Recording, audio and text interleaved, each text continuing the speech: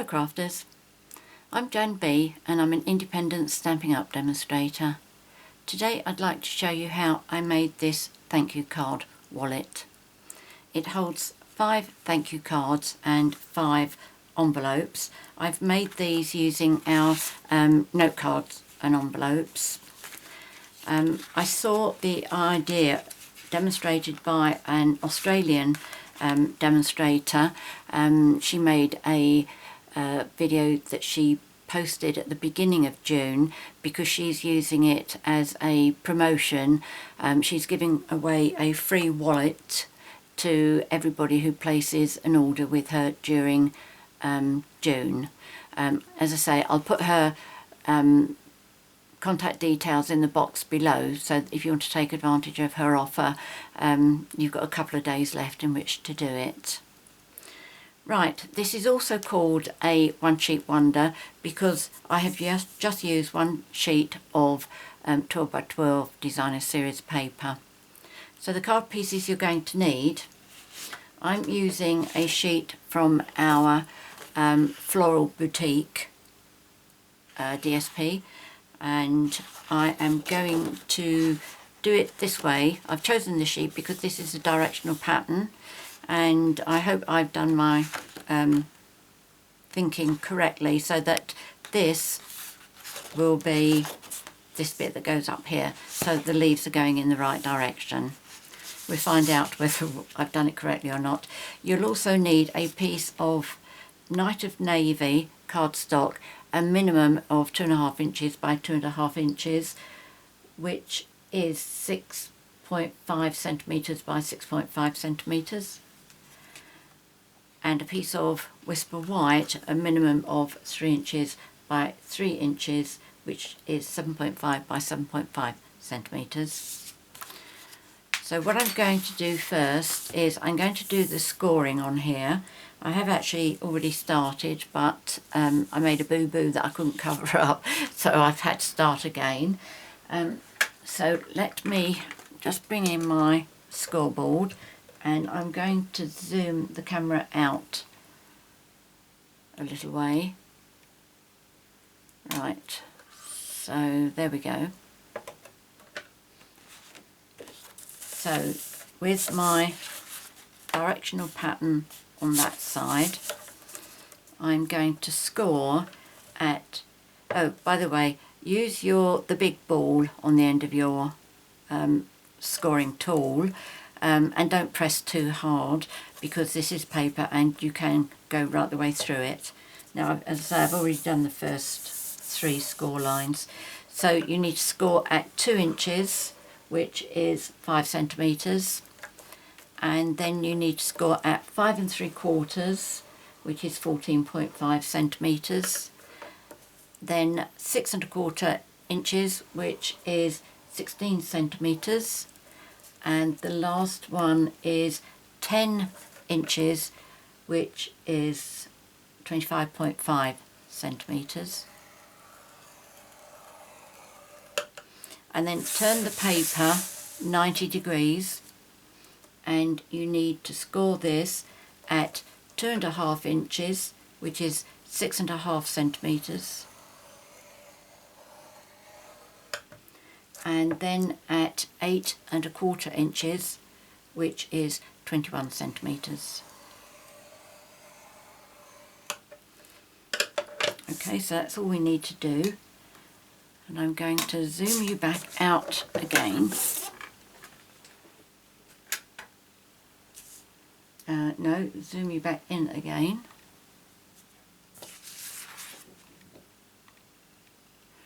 Right, that should be okay. Now I am going to fold on the 4 outside fold lines. I'm not going to do these 2 in the middle. Okay, so there's going to be a 2-inch fold here, and just do the folding with your finger. As I say, it is paper, so paper will split if you put too much pressure on it. It really doesn't need to have a bone folder on it. This will be fine. Okay, so just fold on these 4,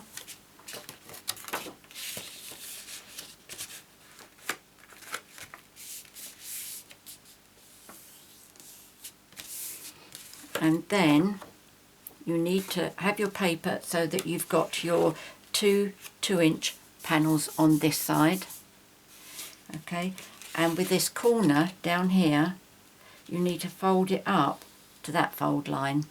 Now, as you know, you always get like a channel with your score lines, and you need this one to fold along the outside of the score line, the side that's nearest to here.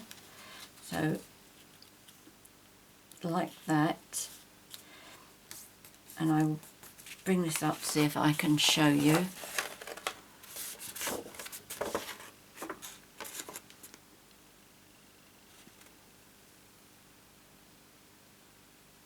Yes, you can see the score line, and you can see how I've got my fold right against this side of it.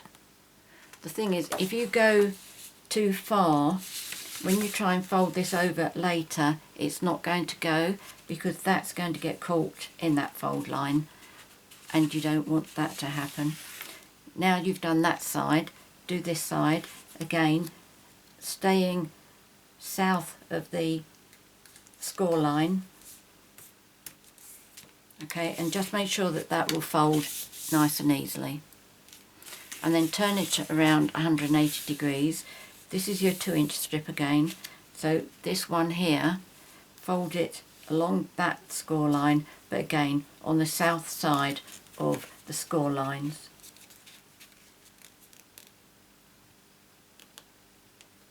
And again, your finger is quite enough to do the folds, and then come down this end again and fold this one. There's no cutting and no gluing with this project. Okay, so again, make sure that that folds nicely. Make sure that this isn't catching in there. So once you've done that, fold the two over.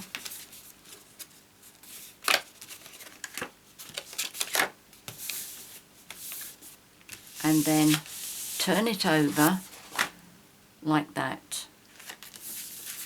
It doesn't matter which end you've got first. But what we're going to do now, first of all, we're going to fold this over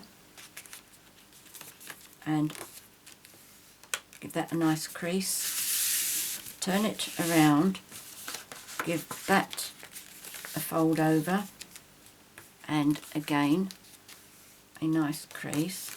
Now this does feel bulky, but trust me, it does work. Now if you turn it this way, doesn't matter whether you've got the big side here or the little one, it'll work whichever way you're going. Now you'll see the two fold marks here, and we've got to fold on those.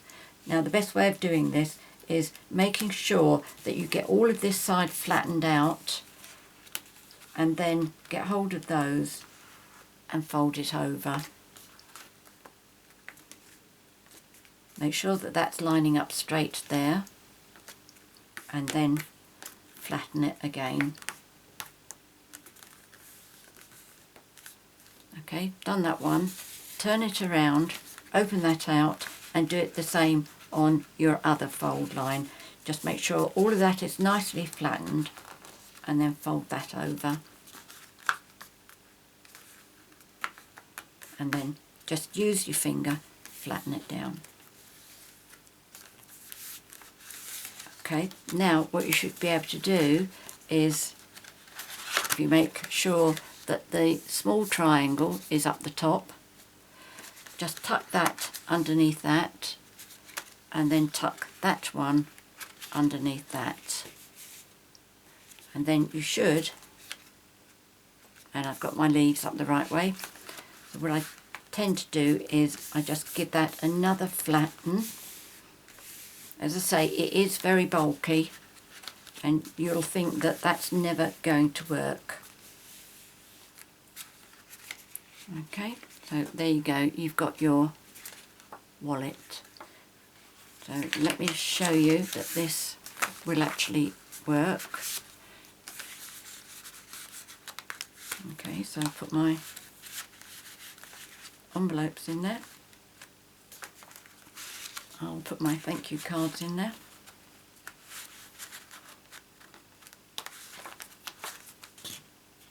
And there we go. It works.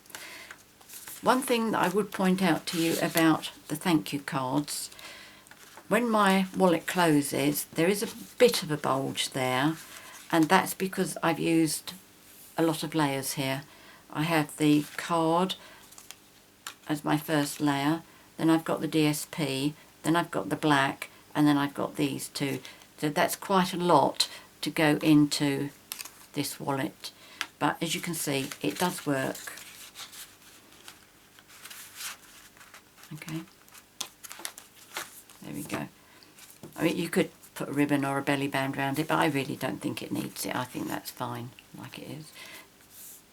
So the only thing I'm going to do now is I'm going to do my thank you, which is from One Big Meaning, and it's this one here. And I'm going to do the two hearts. Just to save a little bit of time, what I've done is I've used different size hearts, and then I can put them through both at the same time. I'm using our layering hearts, and I'm using numbers 5 and 6, and I'm using the plain hearts, not the sweetheart ones. And I number mine because these are layering dies.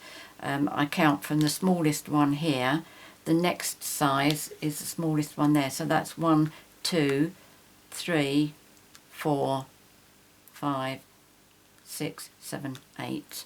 Okay, so I'm using 5 and 6. So what I'll do first of all is bring my stamp in, my Whisper White, my Night of Navy ink,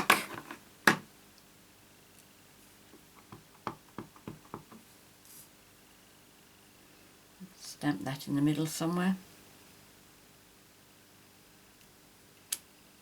Beautiful. And then I'm going to bring my Big Shot up.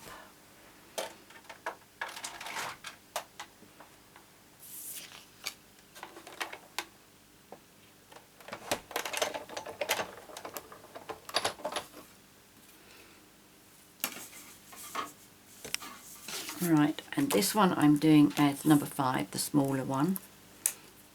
This really fits in beautifully. I get my curly bit there, my curly bit, and this is over the centre. Just turn myself sideways, make sure that does look straight. Yes. In fact, I'll pull that down a little bit because I also want to get this one in. Okay, let's do that straight down there. And the hearts are, the cutting edge of the hearts is actually on the inside, so it doesn't matter if you get little bits of the die hanging over, as long as you can't see straight through the paper, you'll be fine.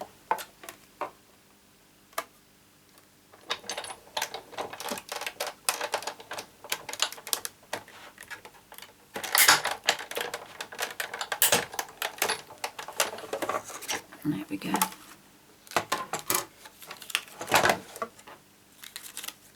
So there's my blue heart and my stamped image. So pop those two with those. Pop that back in.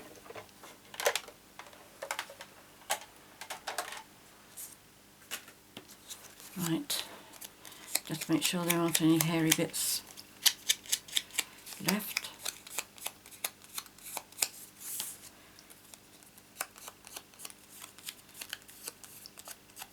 Nope, that looks fine. And I'm going to use Tombow for these.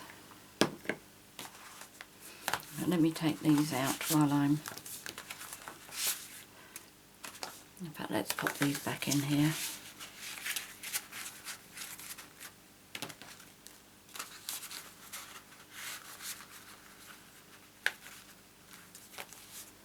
Okay.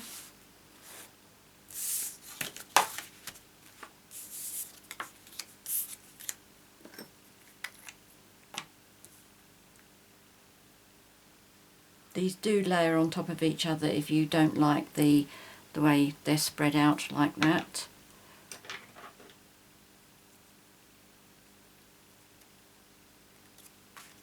But this is one of those things that I think looks relaxed. That looks about right, I think.